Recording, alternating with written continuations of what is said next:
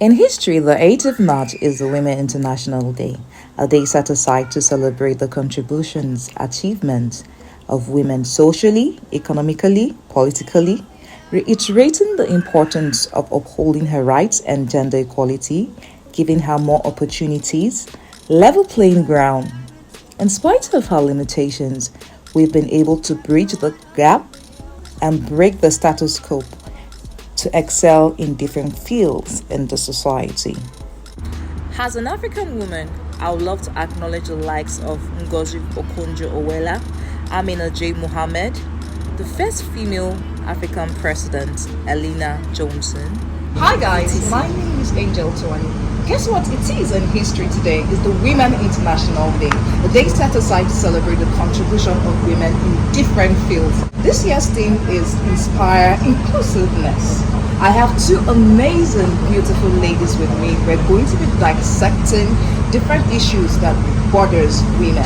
I have the amazing Dofa Damsel. She is the CEO of Papyrus Magazine, and Lillian Ike, who is the founder of Lillian Ike Foundation, and also the Visionary African Women Initiative. You guys are all welcome. It is the Women International Day. So I'm going to be starting with Dofa.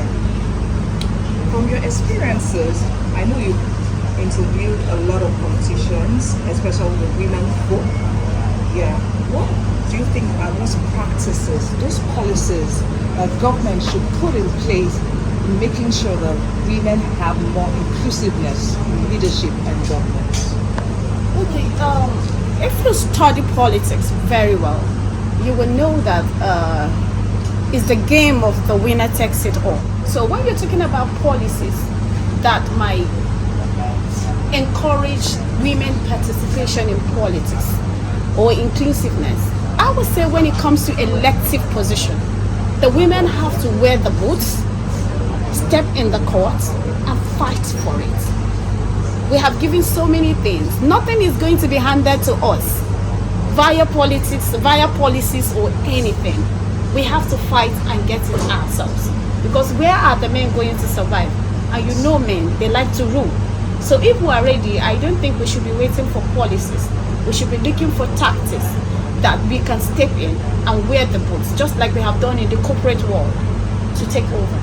So Lillian, I want to ask you, what do you think women should do, the practices they should get involved in amplifying their voices? So thank you so much for this question. One thing first, for us to amplify our voices, we will have to know who we are. We have to identify ourselves first for us to amplify. Who are you as a woman? Because if you don't know who you are, you don't even know where you're going to. So we should try as much as possible for us to amplify our voices. There are lots of limitations, but let me not go to that limitations first. One, we have to go with the issue of mentorship. Networking. You can't underestimate the importance of networking, no matter how we want to write it. Networking is a major instrument for us, we women, for us to amplify our voices. Imagine having an organization where you bring women under a roof, for them to foster collaborations, for them to foster mutual relationships. From there, we are coming under a roof to share our ideas, different experiences. We learn from each other. Imagine a woman who is a novice, who doesn't know how to navigate from her left to her right, coming under the mentorship program or coming under a roof for collaboration when speaking to other women or listening to other women's voices or experiences. That should be another way for her to learn and to make use of her voice properly. I picked two things from Dofa and Lillian. Dofa talked about taking that bold step. Then Lillian talked about networking. In conclusion, I would love you to advise the younger ones out there, women, what practices and what they should do to be part of inclusiveness.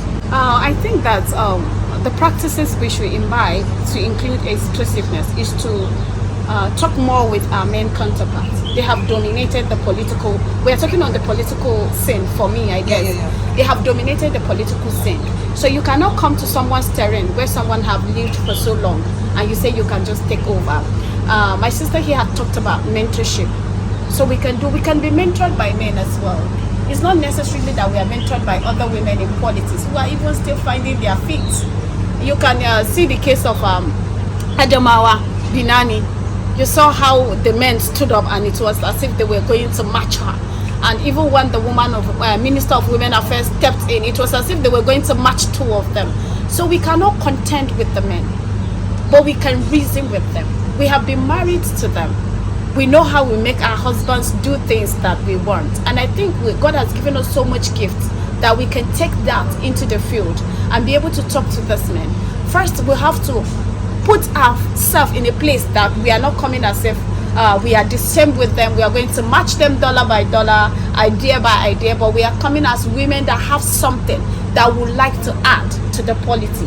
That is when we talk about gender discrimination and gender bias. But we need to break those stereotypes. Yes. And we need to break those barriers that force us to stay where we are. You know. Did you guys think that We are not doing really the bad. women who have been there in politics or in power have a role to play towards those who are still coming up? Yes, of course. That's why I talked about mentorship. Yes. They need to mentor the young women. There's something that we have beat it past now. Women not supporting women, but with the movement women supporting women, we are beginning to come together. Right. So, and I want to make sure that women, the younger one, when you come, you don't look at the other one as if I can do what she's doing. Yes. I can do what.